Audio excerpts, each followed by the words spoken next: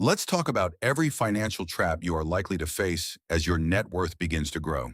Because building wealth is not only about making more money, it is also about protecting the money you already have, avoiding emotional decisions, and making sure one wrong move does not quietly undo years of progress. The first trap is overconcentration, and this is one of the easiest traps to miss because at first it can actually look like confidence. Overconcentration simply means having too much of your money tied to one single asset. In investing, this is often described as having one stock or one investment make up more than 10% of your overall portfolio. So if your portfolio is worth $100,000 and $50,000 of that is sitting in Google stock, your financial future is now heavily dependent on one company doing well. That may feel exciting when the stock is rising, but it can become dangerous when the story changes. A strong warning example is Intel. During the dot-com bubble, Intel was once seen as a favorite technology stock, and it peaked around $65 per share. But even after many years, and even with recent excitement around AI, Intel still has not clearly broken back through those old highs from 2000. Meanwhile, the S&P 500 has grown about 5 times since then. That difference matters because the goal for most investors is not to win one emotional bet. The goal is to create steady, consistent growth over time. The second financial trap is lifestyle creep, and this one is dangerous because it does not usually happen all at once. It happens quietly. You get a raise, then you upgrade your apartment. You get a promotion, then you buy a nicer car. Your income goes up, but instead of your savings rate going up with it, your expenses rise just as fast. On paper, you are making more money. In real life, you are not actually becoming much wealthier. According to a Goldman Sachs table, 57% of workers making less than $50,000 a year say they are living paycheck to paycheck.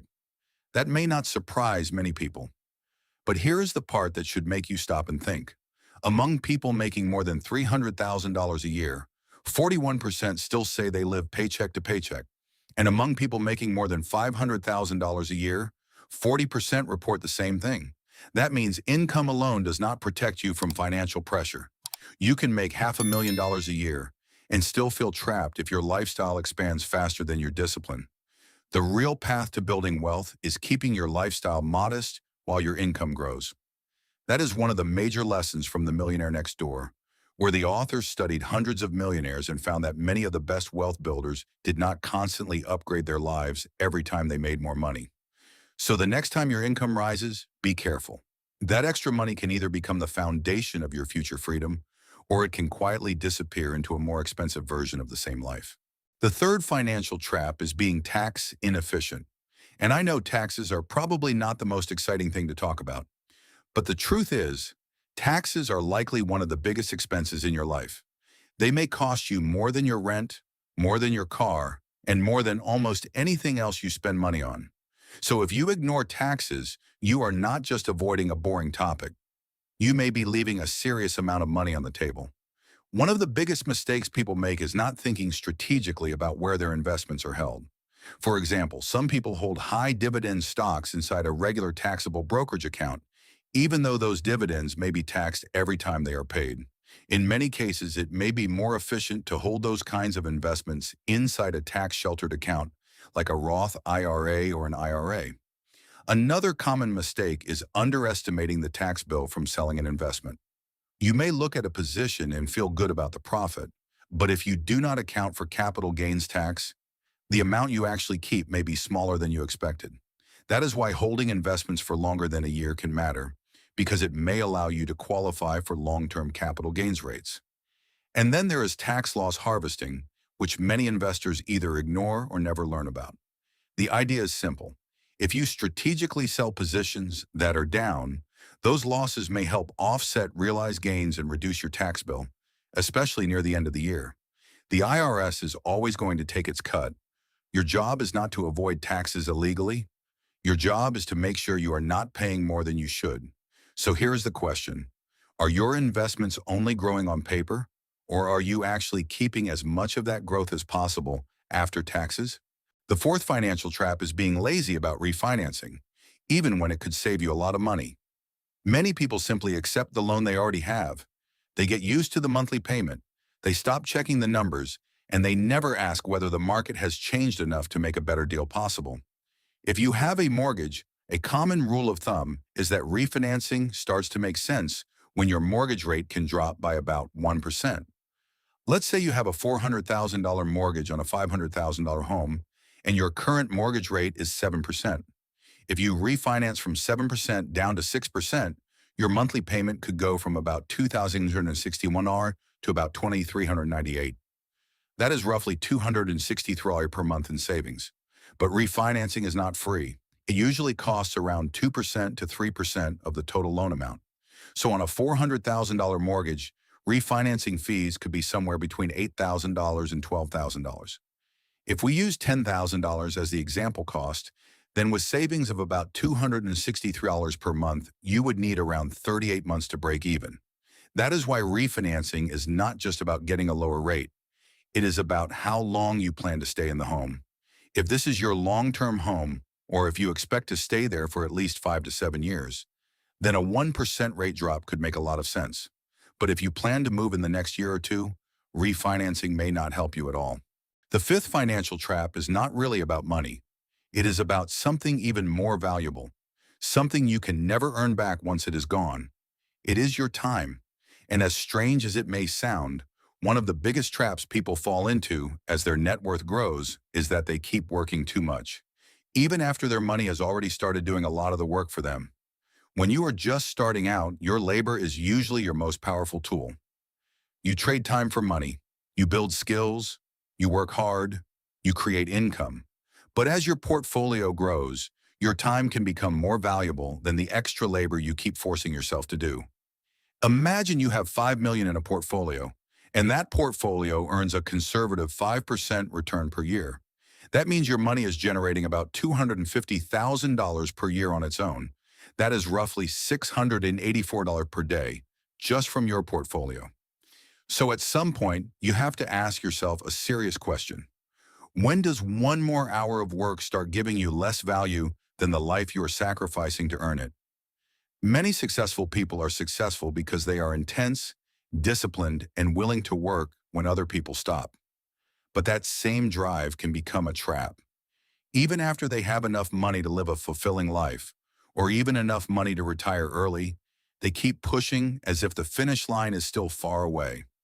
Because the last thing you want is to spend decades building wealth, only to wake up at 65 and realize you never gave yourself permission to enjoy it.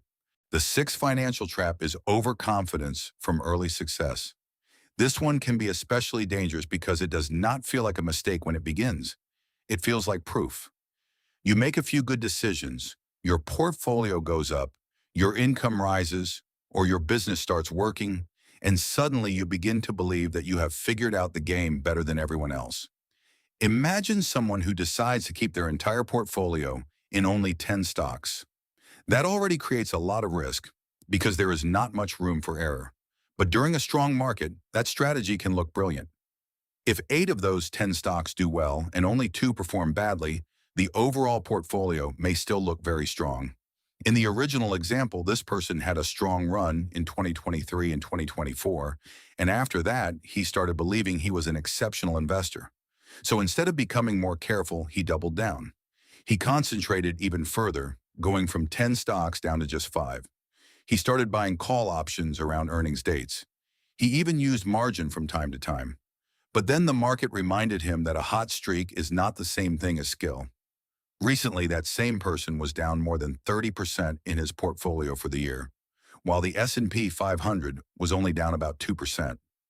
That gap tells you everything. When you take much bigger risks than the market, you may outperform for a while, but when the downside finally shows up, it can hit much harder than you expected. The hard truth is that a 2 or 3 year hot streak does not automatically make you a great investor. Sometimes it just means you were lucky during a strong market. And if that luck turns into unchecked confidence, the correction can be painful. Statistically, around 90% to 95% of day traders lose money over a long period of time. So ask yourself, is your strategy truly disciplined, or are you simply taking bigger risks because the last few bets happen to work? The seventh financial trap is letting your finances become too complex. This usually starts with good intentions. As your income grows and your net worth gets bigger, you naturally want to diversify. You may open multiple brokerage accounts, keep money in several bank accounts, look at angel investments, consider private investments, or even join real estate partnerships. At first, this can feel like progress. It feels like you are becoming more sophisticated, but complexity can quickly become its own kind of risk. The more moving pieces you have, the easier it becomes to miss something important. You may overlook a hidden fee. You may misunderstand the real risk of an investment. You may forget how one part of your financial life connects to another. And worst of all, you may start pretending that you understand something more deeply than you actually do. According to an article from DIY Investor mentioned in the original video, more than 82% of high earners said they felt confident making investment decisions involving six-figure sums. But nearly a third of them admitted they had pretended to understand a major investment decision, even though they did not fully grasp what they were dealing with. When your portfolio becomes larger, structure matters more, risk matters more, fees matter more. A small percentage mistake can become a very large dollar mistake. That is why financial complexity can create blind spots. The goal is not to make your financial life look impressive. The goal is to make it understandable, manageable, and strong enough to protect what you have already built. The eighth financial trap is being too illiquid, or what many people describe as being asset-rich but cash-poor. This happens when most of your wealth is tied up in things you cannot easily access. On paper, you may look wealthy. Your net worth may be high. You may own a home, have retirement accounts, or hold investments that look valuable. But if you suddenly need cash, or if a real opportunity appears, you may realize that your wealth is not as flexible as it looks. A simple example is having most of your net worth tied up in your house. You may own a valuable home, and that may make your balance sheet look strong, but you cannot sell one room of your house next week to invest in a new opportunity. You cannot instantly turn that home equity into usable cash without selling, borrowing, or going through a process that takes time and may come with costs. According to Ben Carlson from Reitholtz Wealth Management, today's millionaires often do not have anywhere near $1 million available to spend freely. For households with a net worth between $1 million and $2 million, a large portion of that wealth is usually illiquid. In 2023, those households typically had about 60% of their wealth tied up in a primary home and retirement accounts. That is why the general rule of thumb is to keep 3 to 6 months of living expenses in liquid cash at all times.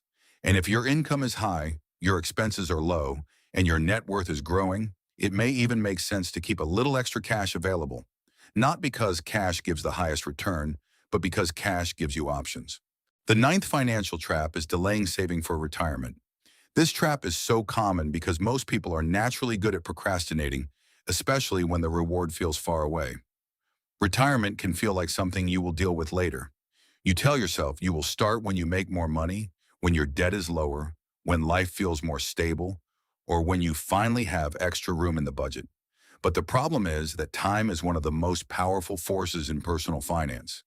One of the biggest factors in how much you retire with is not only how much money you earn, it is how early you start investing. Imagine someone saves $1,000 per year and earns a 7% annual return. One person starts at age 25. Another person waits until age 35. Even though the difference is only 10 years, the person who starts at 35 can end up with roughly half the amount of the person who started at 25. That is the power of compounding. The earlier dollars do not just sit there. They grow, and then the growth begins to grow too. The way to avoid this trap is simple, but not always easy. Save more. Stay out of debt. Live within your means.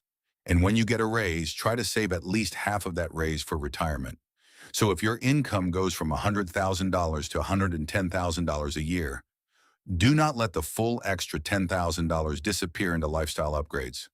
Put at least half of that raise toward your future. So ask yourself this: are you treating retirement like a distant problem, or are you using time as one of your strongest financial advantages?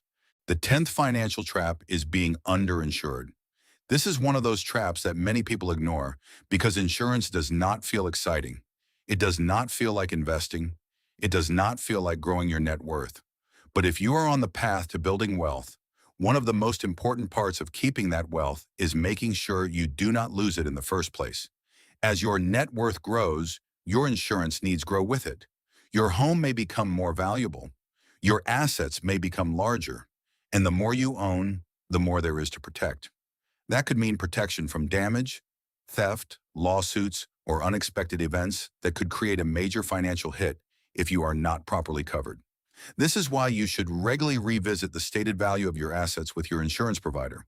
If your home, valuables, or other assets have increased in value, but your coverage has not been updated, you may think you are protected when you are actually underinsured. And the worst time to discover that gap is after something has already gone wrong. There was a point mentioned in the original video about Graham Stephan, who said on his podcast that he does his insurance check-in every Valentine's Day. It is kind of funny because insurance is not exactly the most romantic topic, but the logic actually makes sense. Valentine's Day is about taking care of the people you love, so it can also be a reminder to make sure your family, your assets, and the life you are building are properly protected. At the end of the day, building wealth is not just about earning more money. It is about avoiding the traps that can quietly take that money away from you. Overconcentration, lifestyle creep, tax mistakes, bad debt decisions, working too much, overconfidence, financial complexity, illiquidity, delayed retirement savings, and being underinsured can all damage your progress if you are not paying attention. So take a moment and look at your own financial life.